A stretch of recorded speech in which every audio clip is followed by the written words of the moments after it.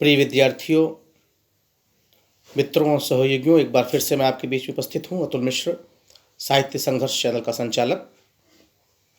काफ़ी दिनों बाद उपस्थित हूँ, इसके लिए कुछ खेद है।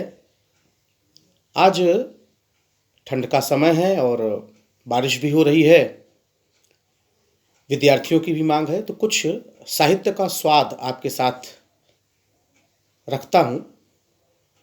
आप भी कुछ साहित्य का आनंद उठाएं। और साहित्य की एक बड़ी ही अद्भुत विधा, जिसे गज़ल कहा जाता है, तो कुछ गज़ल के शेर हैं जो पाठ्यक्रम में भी है, विद्यार्थियों के लिए उपायदेय भी है और आप उसका आनंद भी उठाएं। यह गज़ल रघुपत सहाय फिराक गोरखपुरी साहब का है। फिराक गोरखपुरी किसी परिचय के मोहताज नहीं है। अद्भुत व्यक्तित्व, अजीम शख्सियत के आका, हिंदी, उर्दू, अंग्रेज़ी के प्रकांड विद्वान। उन्हीं की कुछ पंक्तियां हैं, गज़ल हैं, जो बहुत ही बेहतरीन है, बड़ी बेनज़ीर पंक्तियां हैं। और मैं आपसे चाहूँगा कि आपका सहयोग मिले। मेरे चैनल को आप लाइक, शेयर, सब्सक्राइब करें, उसे शेयर भी करें। तो हम प्रारंभ करते हैं। नौरस गुचे पंखड़ियों की, नौरस गुचे पंखड़ियों की, नाजुक गिरहें खोले हैं, या उड़ जाने को रंगो बू गुलशन में पर तोले हैं। नवरस अर्थात नया रस, अभिनव। वैसे भी साहित्य में रस की बात करें तो कुल 11 रसों की इस समय स्थिति संख्या मानी जाती है। प्रारंभिक स्तर पे 8 से 9, शांत को सबसे बाद में जोड़ा गया। भरत जी ने अपने नाट्यशास्त्र में 8 रस की ही बात की है, 8 रस की ही कल्पना की है, लेकिन बाद में शांत रस को सम्मिलित किया गया। तो मूलतः एक 9 रस की बात की जाती है। तो 9 रसों का अपना अद्भुत आनंद है। तो चाहे इसकी व्याख्या इस दृष्टि से भी आप कर सकते हैं। यहाँ इसकी व्याख्या यह भी समझ सकते हैं कि 9 रस, ठीक, या एक सामान्य व्याख्या भी कि नवरस, क्योंकि व्याख्या का जो अंश है वस्तुतः वह निर्भर करता है हमारे आपके ऊपर। In explanation you are free to do, but you have to explain each and everything. आपकी जितनी कुवत है, जितनी क्षमता है, उतनी आप व्याख्या कर सकते हैं। व्याख्या का क्षेत्र अनंत है। तो नौरस गुचे, गुचे माने कलियां, और पंखुड़ियां, शूट्स, कोपले, की नाजुक, नाजुक माने कोमल, गिरहे, गिरहे माने गांठे। प्रकृति का अद्भुत प्रकृति की अद्भुत आभा, प्रकृति का अद्भुत वातावरण। फिराक गोरखपुरी साहब कहते हैं कि नए रस से युक्त कलियों की पंखुड़ियों की कोमल गांठें खुल रही हैं। मतलब यह कि पुष्प का पल्लवन हो रहा है, वह ब्लूम कर रहा है, वह विकसित हो रहा है। उसकी एक एक कली, भाई पुष्प है, पहले वह संगुम्फित है, उसकी एक एक गांठ अर्थात एक एक कोपल, पंखुड़ियां, वह धीरे धीरे आकार ले रही है।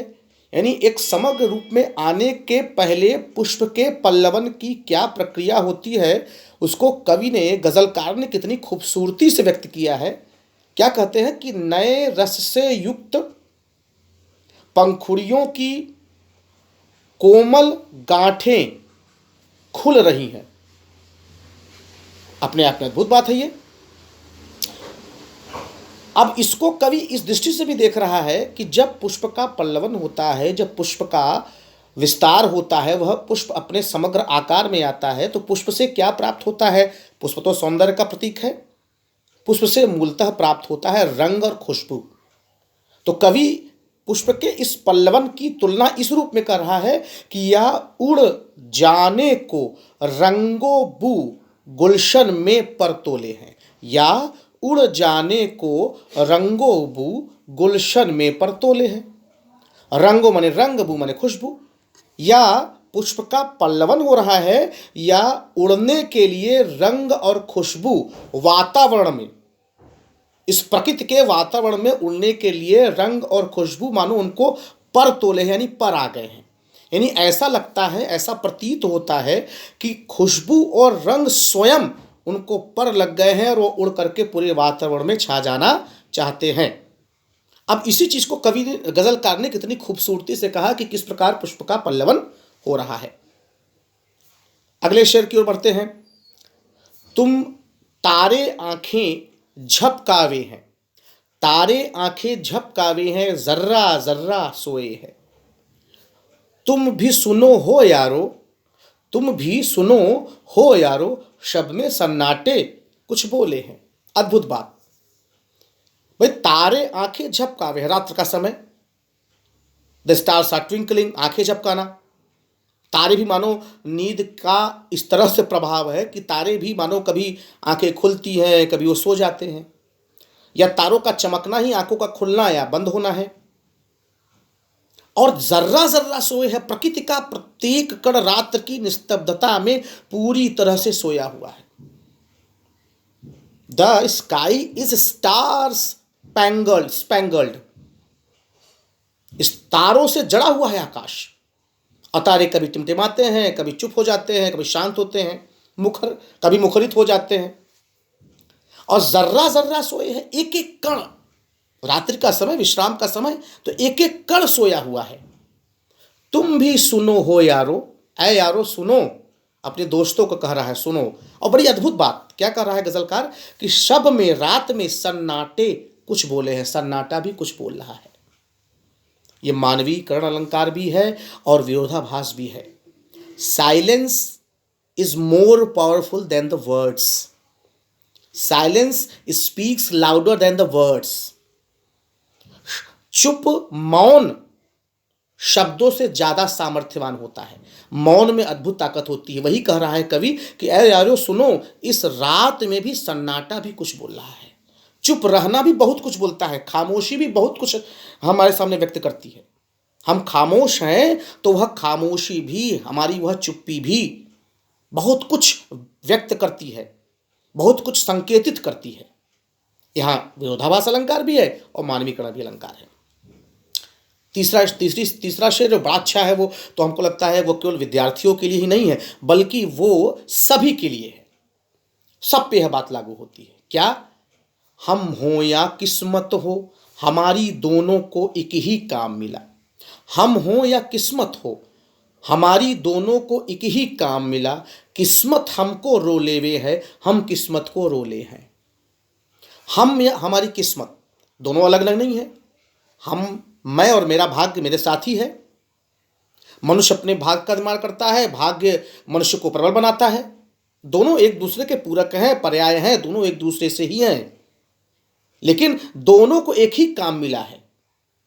कितनी बढ़िया बात कर रहा है। इस शेर में कवि का नैराश्य भी है, और शायद कवि उन नैराश्यवादियों को यह व्यंग भी कस रहा है, और शायद कवि अपनी वैयक्तिक, अपनी इंडिविजुअल, अपनी पर्सनल पीड़ा को भी बता रहा है, साझा कर रहा है। क्या कर रहा है कि हम हो या किस्मत हो, हमें हमारी किस्मत, यद्यपि किस्मत हमसे अलग है नहीं है, हमारी किस्मत हमारे साथ है, हम किस्मत के हैं, किस्मत हमारी है, लेकिन फिर भी कि हम हो या किस्मत हो, हमारी दोनों को एक ही काम मिला, एक ही काम है दोनों के पास। किस्मत हमको रोले हुए है, बहुत बढ़िया व्यंग है, बहुत अच्छा सटायर है कि किस्मत हमको रोले हुए है, हम किस्मत को रोले हैं। किस्मत हमको रोती है कि भाई किस व्यक्ति की किस्मत है, क्या हमारा भी कभी उत्थान होगा, विकास होगा, प्रगति होगी, ये किसके पल्ले हम पड़ गए। रघुपत फिराक गोरखपुरी साहब, रघुपत साहब अक्खड़ आदमी, मस्त आदमी, कबीर की तरह ये भी मस्त मौला, अब एकदम सटीक तो नहीं, सिर से पैर तक मस्त मौला, आदत से अक्खड़, स्वभाव से पक्कड़, वक्त के सामने निरी भेषधारी के आगे प्रचंड, दिल के साफ, दिमाग के दुरुस्त, तो मस्त आदमी, संसार की कोई चिंता है नहीं, मस्त रहने वाला। अच्छा, अदीब जो होते हैं, साहित्यकार होते हैं, वो मस्त होते ही हैं, और उनकी मस्ती उनके व्यक्तित्व में झलकती है, उनके कृतित्व में झलकती है। तो किस्मत हमको रोले, किस्मत सोच रहे किसके पल्ले हम पड़ गए, और हम किस्मत को रोले हैं, और हम स्वयं किस्मत रोते हैं। क्या हमारी किस्मत कभी उभरेगी? कभी लोग मुझे जानेंगे, लोग मैं भी प्रख्यात होंगी, मुझे भी प्रतिष्ठा मिलेगी। किस्मत सोचती है किसके हाथ हैं।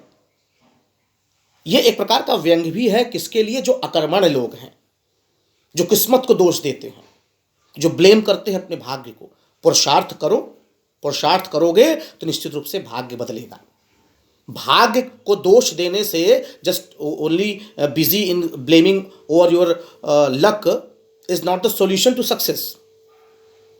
कर्म करना तो ये एक प्रकार का व्यंग भी है, और अपने ही माध्यम से, स्वयं के माध्यम से स्वयं की पीड़ा को भी बता रहा है।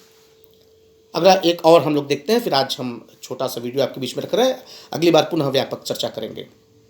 जो मुझको बदनाम करे हैं, काश वे इतना सोच सके, मेरा पर्दा खोले हैं या अपना पर्दा खोले हैं। पूरे संसार पे यह बात लागू होती है। ये विद्यार्थियों के लिए ही नहीं, समाज के लिए, व्यक्ति के लिए, महिला के लिए, पुरुष के लिए, कि जो मुझको बदनाम करे हैं। साहित्यकार, जो व्यक्ति चर्चित होता है, बढ़ने का प्रयास करता है, उसके पीछे तो लोग, स्वाभाविक सी बात है, हाथ धो के नहा धो के पड़ जाते हैं पीछे। तो कह रहे हैं कि जो मुझको बदनाम करे हैं, काश वे इतना सोच सके।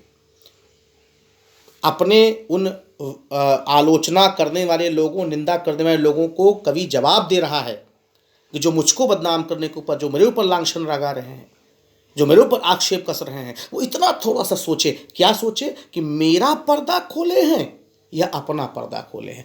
वो मेरे पर्दा मुझको डिस्क्लोज कर रहे हैं या अपने आप को डिस्क्लोज कर रहे हैं।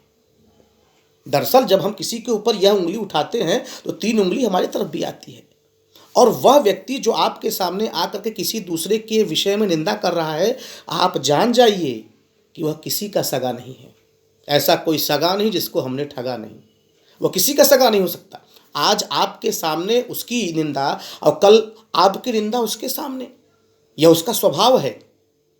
तो यदि व्यक्ति किसी की निंदा करता है, किसी पे दोषारोपण करता है, लांछन लगाता है, तो आप जानिए कि वह अपने बारे में ही बता रहा है कि भाई मेरा स्वभाव है कि मैं निंदा करता ही करता हूँ, मेरा स्वभाव है। तो ऐसे व्यक्ति से सचेत होने की आवश्यकता है। यानी हम निंदा न करें, दोषारोपण न करें, ये तो सबसे अच्छी बात है। और कोई हमसे किसी की दूसरे की निंदा इत्यादि करता है तो निंदा रस का आनंद न लें। तो ठीक है बच्चों, आज विद्यार्थियों, मेरे सहयोग, मैंने आज आपको बेहतरीन इस मौसम में, वातावरण में 4 बढ़िया शेर आपके बीच में रखे, उनकी व्याख्या की। आशा है आपको पसंद आएगा। मेरे चैनल को अवश्य शेयर और सब्सक्राइब करें और अपने महत्वपूर्ण टिप्पणियों से मुझे नवाजें। धन्यवाद। मैं अतुल मिश्र।